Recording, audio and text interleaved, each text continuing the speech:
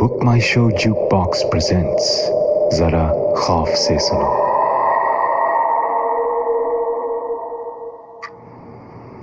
मैं सेशन शुरू कर रहा हूँ ऋचा जी, और फिर से आपको बता दूँ, we are recording this session. मैं डॉक्टर तरुण अग्रवाल हूँ और ये सेशन है मिसेस ऋचा बहल के साथ। The date is 2 November 2017, the time is 6:05 PM। हटो हटो, go away, go. Please please सीधे बैठेंगी आप ऋचा जी, प्लीज।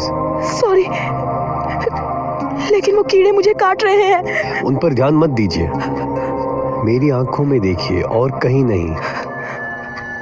आप बहुत थकी हुई हैं, कई दिनों से सोई नहीं हैं आप सोना चाहती हैं। आपको आराम की सख्त जरूरत है। आप चैन की नींद सोना चाहती हैं और नींद आपके बिल्कुल सामने है, एक स्विमिंग पूल के शांत ठंडे पानी की तरह। बस एक एक करके कदम उतारिए नीचे, संभाल कर, धीरे धीरे। अब आपके पैर नींद में डूब चुके हैं। अब धीरे धीरे बदन को नींद के शांत पानी में उतरने दीजिए।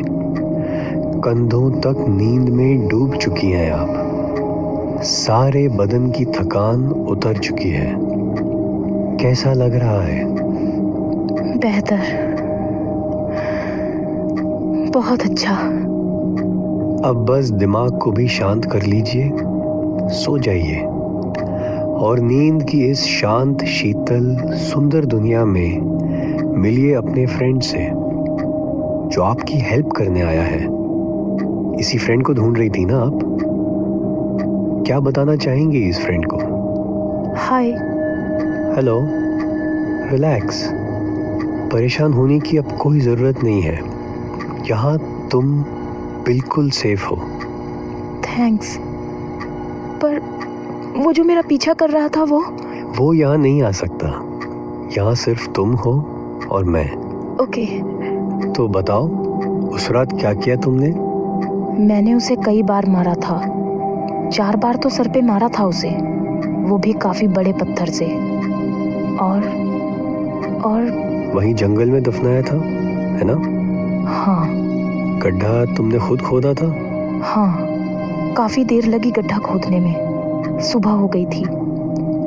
वहाँ जमीन में बहुत कीड़े थे पहले से?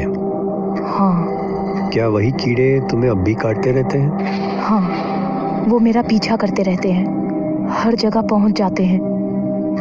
मुझसे नाराज हैं, मैंने उनका घर खराब किया।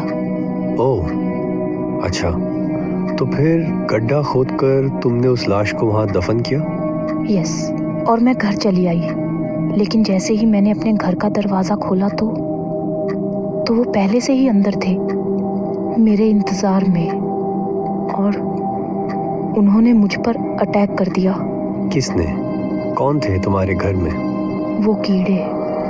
उन्होंने मुझे अंदर घसीट लिया और वे मुझे काटने लगे। तो क्या किया तुमने?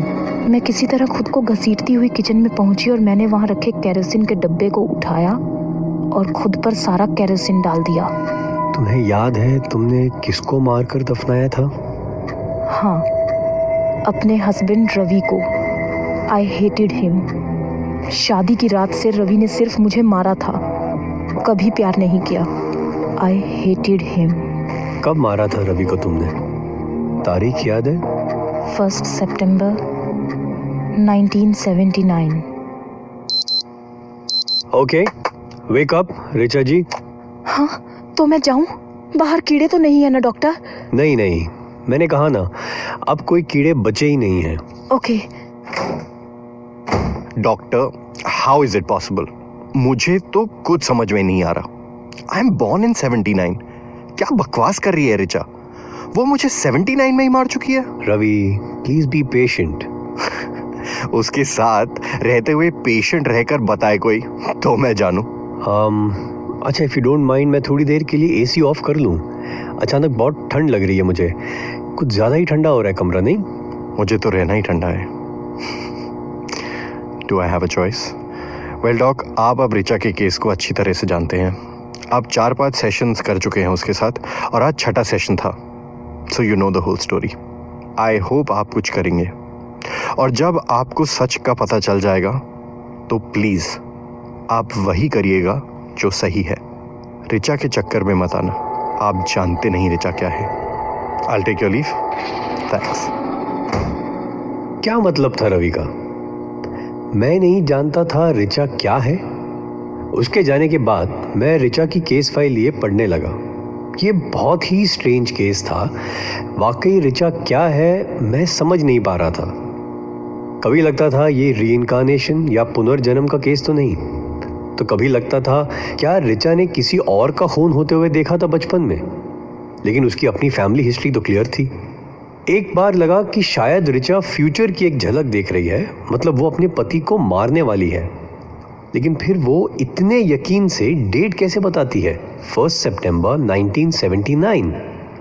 यही सब सोचता बैठा था जब डोर पे एक नॉक हुई और मेरी सेक्रेटरी अंदर आई। कुछ साइन करवाना चाहती थी मुझसे, लेकिन वो मुझे देखकर रुक गई और इधर उधर ऊपर देखने लगी। क्या हुआ संजना? सर, आपने एसी क्यों नहीं चलाया हुआ है? पसीने पसीने हो रहे हैं आप। एसी काम नहीं कर रहा है क्या? और मैंने नोटिस किया कि वाकई मैं तो पसीने में भीग रहा था। लेकिन रवि को गए तो कुछ 15-20 मिनट ही हुए थे और तभी मैंने एसी ऑफ किया था।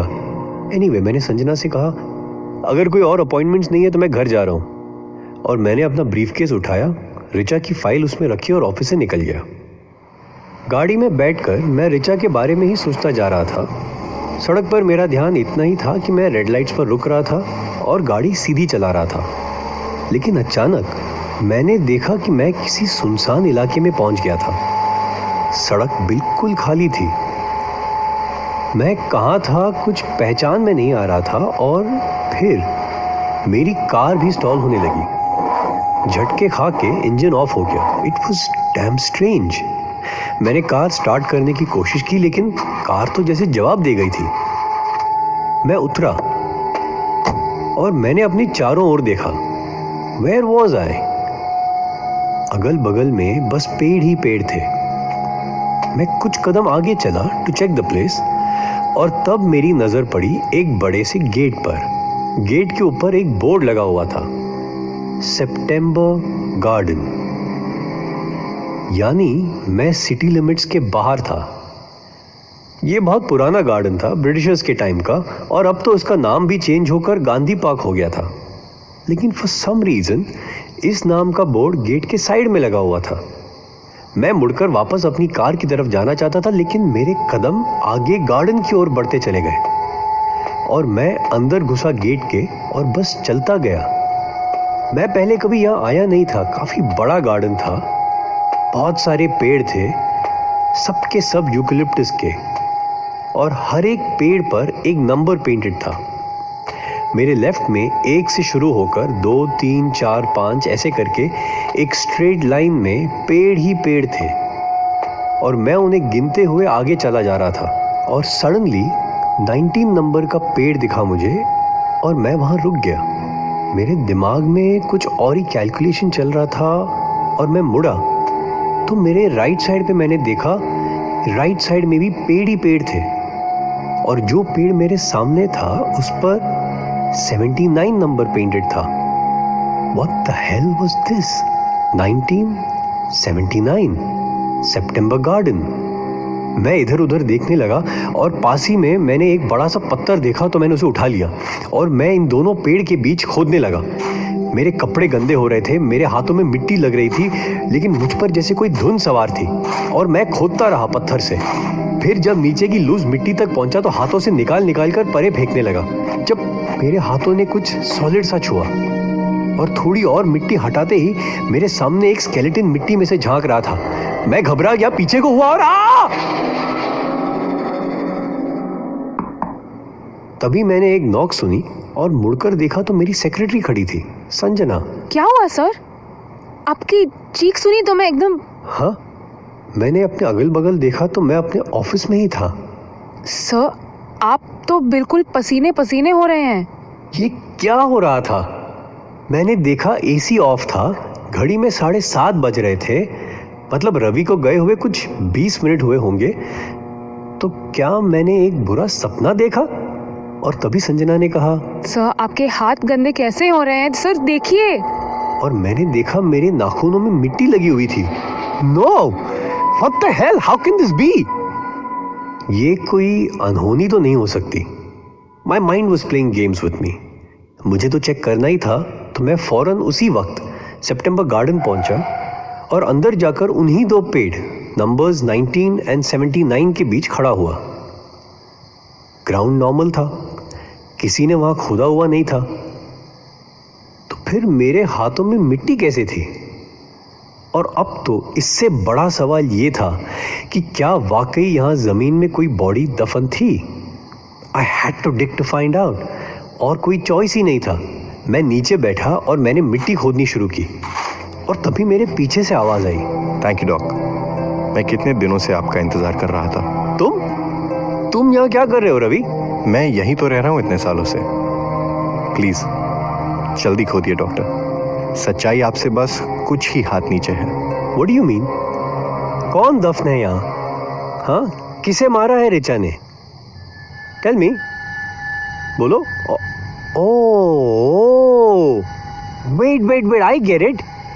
शायद तुमने किसी को मारकर यहाँ दफन किया है और अपनी वाइफ को टॉर्चर करके उससे यह विश्वास दिला दिया कि उसी ने किसी को मारा है ना? Is that right? Tell me the truth Ravi. You will have to dig it for yourself. और ये कहकर रवि मुड़ा और जाने लगा। मैंने उसे आवाज देकर रोकना चाहा, लेकिन मेरे सामने जो हो रहा था वो देखकर मैं बस स्टन रह गया था। मेरे गले से आवाज ही नहीं निकली। जाते जाते हर कदम के साथ रवि जैसे हवा में गुम होता जा रहा था। He was just evaporating into thin air. Oh, hi doctor. मैं अभी आप ही को याद कर रही थी। यू नो, मुझे वो कीड़े नहीं काटते, कोई कीड़ा इनफेक्ट दिखाई ही नहीं देता। लेकिन रिचा, मैं तुमसे एक बात करना चाहता हूँ। लेकिन डॉक्टर, अब मुझे एक बड़ी उड़ती हुई बर्ड बहुत परेशान करने लगी है। जब भी मैं किसी विंडो या बालकनी की तरफ देखती हूँ तो मुझे वो बर्ड उड़ती हुई नजर आती है। रवि ने मुझसे कहा था कि सच जानने पर मैं वही करूं जो सही हो।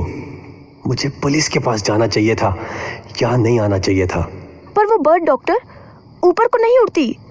ऐसा लगता है जैसे वो मेरे हाथों से उड़कर नीचे की ओर डाइव कर रही है, हवा में। क्यों डॉक्टर? अब बैठ जाओ रिचा, तुम हाइपर हो रही हो, थक जाओगी। सिट डाउन और मेरी आंखों में देखो। You need to rest, calm down, तुम्हें कुछ नहीं होगा। मेरे पास और कोई चॉइस नहीं थी, मुझे किसी भी तरह रिचा को कंट्रोल करना था। क्यों डॉक्टर? क्या वो बर्ड अपना शिकार उठाने नीचे को उड़ रही है? मैं बहुत डर जाती हूँ उसे देखकर डॉक्टर। मैं सोचती हूँ कि आगे बढ़कर नीचे झांक कर देखूँ वो बर्ड कहाँ गई, लेकिन मेरी हिम्मत ही नहीं होती आगे बढ़ने की। जब भी उसे देखती हूँ तो डर के फ्रीज हो जाती हूँ जैसे। अपनी आंखें बंद करो रिचा, कुछ मत बोलो, सिर्फ मेरी आवाज सुनो और जैसा मैं कह रहा हूँ वैसा ही करती रहो। हाँ, सुन रही हो ना मुझे? मेरी आवाज तुम्हारे कान तक पहुंच रही है ना रिचा? रिचा, तो बताओ, कितने साल पहले मारा था तुमने रवि को? मैंने बताया ना डॉक्टर, 1 सितंबर 1979। तुम मुझे सच बताओ रिचा, मैं तो तुम्हारा दोस्त हूँ ना? डॉक्टर, वो बर्ड मुझे फिर दिखाई दे रही है। वो नीचे उड़ने लगी है। मैं देखना चाहती हूँ डॉक्टर, मैं जानना चाहती हूँ वो कहाँ जा रही है, क्या करने जा रही है। डॉक्टर मुझे देखना है डॉक्टर, मुझे देखना है। नहीं। मैं देखना चाहती हूँ डॉक्टर।